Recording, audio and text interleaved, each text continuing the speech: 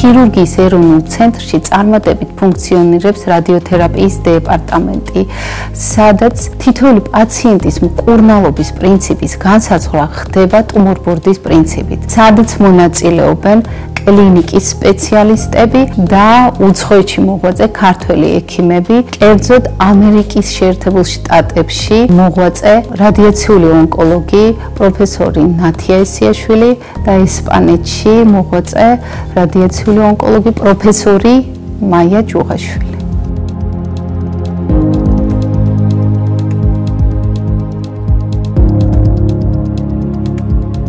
ბრაქითერაპია არის ხიური თერაპიის ერთ-ერთი მეთოდი, რაც გულისხმობს რადიაციული წყაროს მოთავსებას სპეციალური აპლიკატორების დახმარებით უშუალოდ სიმსივნეში ან სიმსივნის მიმდებარედ. ბრაქითერაპიას უწოდებენ აგრეთვე კონტაქტურ სხიურ თერაპიას. ბრაქითერაპია მკურნალობის მინიინვაზიური მეთოდია.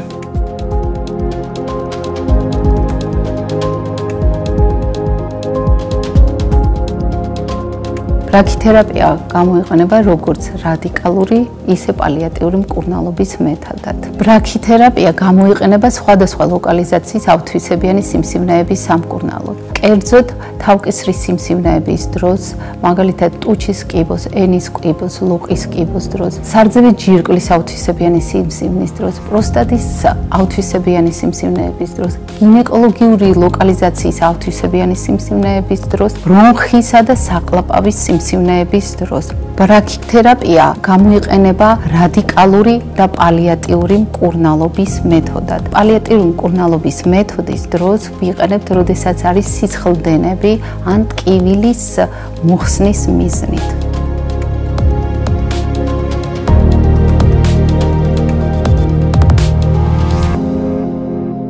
ქირურგიის ეროვნული ცენტრის რადიოთერაპიის დეპარტამენტი აღჭურვილია ელექტას ფირმის ფლექსიტრონის HDR, ანუ მაღალი დოზის სიხშირის მქონე აპარატით, რომლის რადიაციულ წყაროს წარმოადგენს ირიდიუმ 192. აპარატი გამოირჩევა თავისი სწრაფი დახვეწილი 3D განზომილებიანი დაგეგმარებით. ამ აპარატის არჩევის უპირატესობა მდგომარეობს იმაში, რომ აპარატს აქვს მულტიფუნქციური და დახვეწილი აპლიკატორები, რომლებიც მორგებული არიან ზუსტ ადამიანის ანატომიას.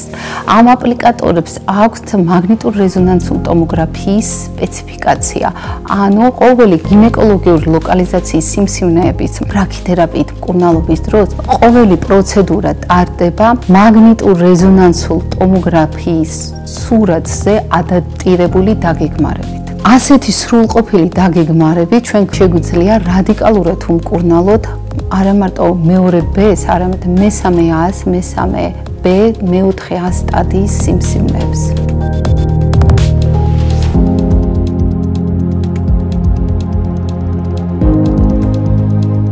ბრაქითერაპიის მთავარი უპირატესობაა მაღალი ბიოლოგიური ეფექტი, ანუ კიბოს უჯრედის მაღალი მგრძნობელობა, რადიაციის მაღალი დოზის მიმართ, მეორე მინიმალური ტოქსიურობა ირგვლივ მდებარე ჯანსაღ-ქსოვილზე და სტრუქტურებზე, მესამე დასაცხიებელი არის მაქსიმალური კონტროლი და მეოთხე პროცედურების სიმცირე, ანუ პროცედურები დაახლოებით 1-დან 5-მდეა. ბრაქითერაპიის პროცედურა ტარდება ამბულატორიულ რეჟიმში, პაციენტი ყოფდება კლინიკაში რამოდენიმე საათი, პროცედურის დასრულების შემდეგ ეწერება ბინაზე და პაციენტი უბრუნდება ცხოვრების ჩვეულ რითმს.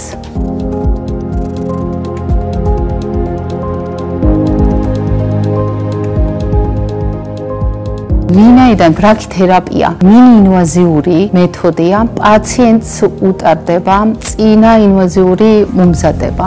ბრაქითერაპიის პროცედურა ხდება შესაბამისი გაუტკივარებით. ეს დამოკიდებულია თუ რა ლოკალიზაციას ვაცხევებთ. ხდება ზოგადი ანესთეზიით, ადგილობრივი ანესთეზიით და რეგიონალური ანესთეზიის ქვეშ. შემდგომ ხდება რადიაციული ონკოლოგის მიერ აპლიკატორის მოთავსება ვიზუალური ან ეხოსკოპიური კონტროლის ქვეშ შესაბამის ორგანოში. შემდეგ ხდება დაგეგმარება. დაგეგმარებისთვის ვიყენებთ მაგნიტურ რეზონანსულ ტომოგრაფიას ან კომპიუტერული ტომოგრაფიის სურათებს. ამის შემდეგ ხდება ფიზიკოსისა და ექიმის მიერ სამიზნე მოცულობის და ირგვლივ მდებარე რისკ ორგანოების მოხაზვა, დოზის გამოთვლა და შემდგომ დასხივება. დასხივების დროს პაციენტზე ხდება აუდიო და ვიდეო მეთვალყურეობა.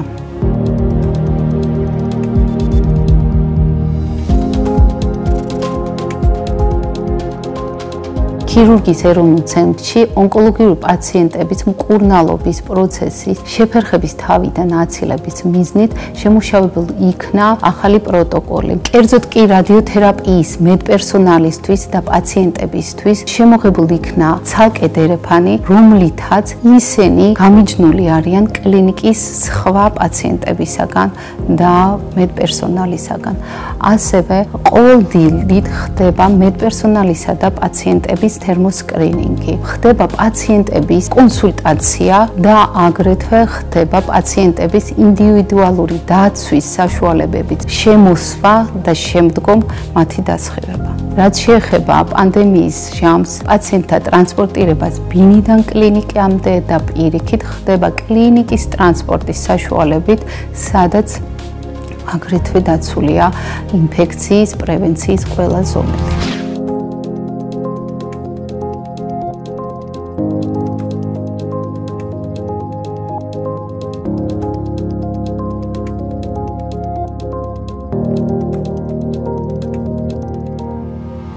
პროსტატის კიბოს განსაკუთრებით საშუალო და მაღალი რისკის მქონე პაციენტების სამკურნალოდ მნიშვნელოვანია კომპლექსური მიდგომა.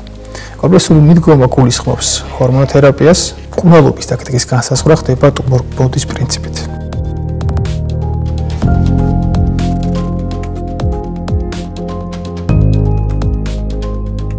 ქირურგიის ეროვნულ ცენტრში 2019 წლის დეკემბრიდან ტარდება პროსტატის მაღალი დოზის სიხშირით ბრაქითერაპია. მკურნალობის ეს მეთოდი გვაძლევს საშუალებას, რომ მაქსიმალურად დავიცვათ ჯანმრთელი ორგანოები და ჩვენთვის სასურველი განკურნებისკენ მიმართული დოზა მივიტანოთ სამიზნე, ანუ პროსტატის ჭირკვალში. პროცედურა ეკოსკოპიური კონტროლით უშუალოდ პროსტატაში სპეციალური ნემს აპლიკატორების შეყვანას გულისხმობს. ნემს აპლიკატორში უკვე განსაზღვრული გეგმის მიხედვით ხდება რადიოაქტიური წყაროს დაყოვნება, რაც ასხივებს სამიზნე მოცულობას, ანუ პროსტატის ჭირკვალს და გვაძლევს დაავადების სამკურნალო ძალიან მნიშვნელოვან ეფექტურ შედეგს.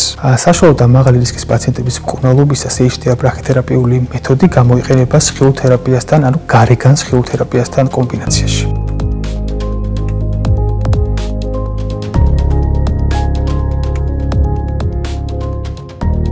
პროსტატის HDR ბრაქითერაპიული მკურნალობა ქირურგიის ეროვნულ ცენტრის რადიაციული ონკოლოგიის დეპარტამენტში ტარდება უნიკალური დაგეგმარების სისტემის real-time planning-ის გამოყენებით, რომელიც გვაძლევს საშუალებას ერთსა და იმავე სივრცეში პაციენტის გაუნწრებლად და ამავდროულად მიმდებარე ქსოვილების მოძრაობის მაქსიმალური კონტროლით დავგეგმოთ და ადგილზევე ჩავატაროთ მაღალი დოზით პროსტატის სიმსევნის დასხივების პროცედურა.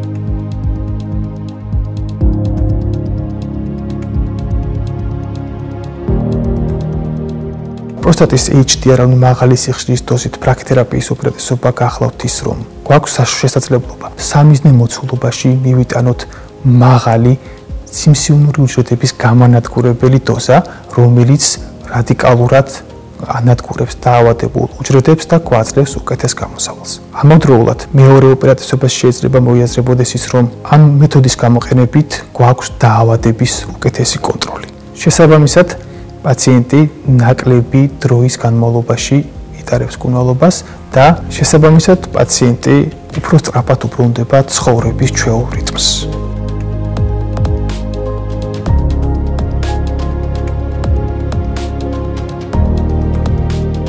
პროსტატის HDR ბრაქითერაპია გამოიყენება ასევე მონოთერაპიული მკურნალობის სახითაც. მისი გამოყენება ძირითადად ხდება კეთილსაიმედო, საშუალო და დაბალი რისკის მქონე პაციენტების სამკურნალოდ. ამ მეთოდის გამოყენებით გვაქვს დაავადების მაღალი კონტროლი და ამავდროულად პროცედურების ძალიან მცირე რაოდენობა. პაციენტი საჭიროებს 1 ან მაქსიმუმ 3 პროცედურას.